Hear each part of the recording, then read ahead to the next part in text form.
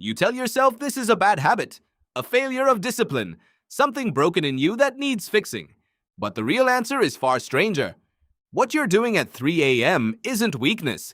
It's a circuit older than language, older than fire, now wired into a glass rectangle that fits in your palm. Your brain was never built to sleep straight through the night. For most of human history, sleep wasn't one unbroken block. Researchers studying pre-industrial communities without electric light found something unexpected. People woke in the middle of the night, often for an hour or more, in a state of quiet alertness. Not panic, not insomnia, just watchfulness. Why would evolution build that in? Because a sleeping human, lying in the open, surrounded by predators, was a vulnerable human. A group that slept too deeply, for too long, without anyone listening to the dark, didn't survive long enough to pass that trait forward. The humans who did survive were the ones whose brains had a built-in alarm, a circuit that nudged them awake in the dead of night, just enough to listen, just enough to check. That circuit is still in you. It never left. Stanford neuroscientist Robert Sapolsky has spent decades studying how the brain handles stress and threat. One of the clearest findings from that work is unsettling in a quiet way. Your nervous system does not carefully distinguish between a real danger and something that merely resembles one. A rustle in the grass and a flashing notification can trigger strikingly similar alarm signals. To the oldest part of your brain, both register as something that might matter, something worth checking immediately before you can go back to sleep. So at 3 a.m., when you stir and your mind reaches for stimulation, you are not failing at rest. You are running the oldest software you own. Scan the environment, check for threats, check for opportunity. Don't go back under until you know it's safe. The problem is what you're scanning for has changed completely. It used to be a sound in the grass. Now it's a like, a message, a small red dot in the corner of a screen. And the people who designed the apps living on that screen knew exactly what they were doing when they built them to exploit this exact circuit. In the 1950s, psychologist B.F. Skinner ran a now-famous series of experiments with pigeons in a box. He gave them a lever. Sometimes pressing it produced food, sometimes it didn't. The pattern was unpredictable, and something strange happened. The pigeons that got rewarded every single time eventually grew bored and stopped pressing. But the pigeons rewarded only sometimes, with no way to know which press would pay off, pressed the lever compulsively. Far more than the pigeons who were fed reliably every time. Skinner called this a variable ratio reinforcement schedule. You may know it under a different name. It's the exact mechanism behind a slot machine. It is also, almost precisely, the mechanism behind your phone. Every time you unlock your screen, you don't know what you'll find. Maybe nothing. Maybe a message from someone who matters to you. Maybe nothing again, 3 times in a row. Then, on the 4th try, something good? Here's the part most people get backward. Your brain doesn't release its biggest dopamine surge when you find the reward. It releases dopamine in the uncertainty right before you check. The wanting, not the having. That's the part that lights up. This is why scrolling rarely has a natural stopping point. The pull was never really about what you'd find. It was about not knowing. Have you ever caught yourself checking a phone you're almost certain has nothing new on it? That's not irrational. That's the pigeon in the box, pressing the lever one more time, because somewhere in a brain built for scarcity and threat, uncertainty itself feels like information worth gathering.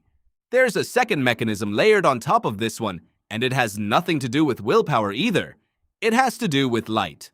Harvard sleep researcher Charles Czeisler has spent years studying how light exposure shapes the brain's internal clock. His work, along with research from other circadian biologists, found that the blue wavelengths emitted by phone and tablet screens are especially effective at suppressing melatonin, the hormone that signals to your brain that it's time to wind down. Even brief exposure, even at low brightness, even for people convinced they're used to it, can measurably delay the body's slide into deep sleep. So picture what's actually happening at 3 a.m. Your ancient alarm system wakes you for a brief scan, the way it always has. In a world without screens, you'd glance at a dark room, hear nothing unusual, and drift back under within a minute or two. But instead, Your hand finds a glowing rectangle. That light tells your brain it's daytime. Your melatonin drops. Your dopamine system, primed by years of unpredictable rewards, locks in. Now you're not having a brief ancestral check-in. You're fully awake, scrolling for 45 minutes, wondering what's wrong with you. Nothing is wrong with you. You have a functioning, well-engineered threat detection system that took millions of years to build, and you've handed it the single most optimized uncertainty-generating device that has ever existed.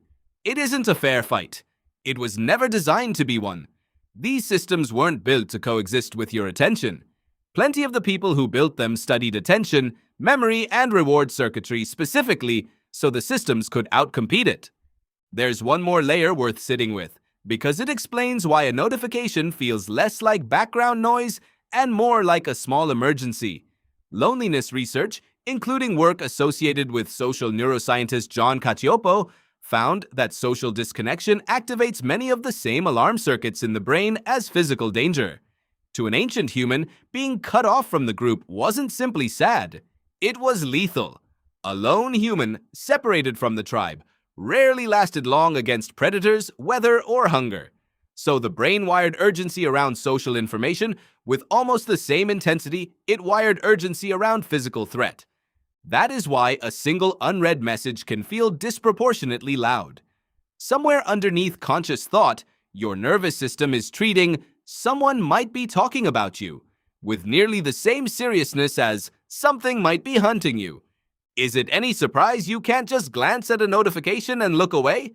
So when the sun goes down now and you finally lie there in the dark, your ancestors' oldest job hasn't disappeared. It has simply been handed the wrong target. The watchfulness that once meant survival now means a glowing screen, 3 lost hours of sleep, and a battery sitting at 4% by morning. Here's the part that might help you more than any willpower trick ever could. You are not weak. You are not broken.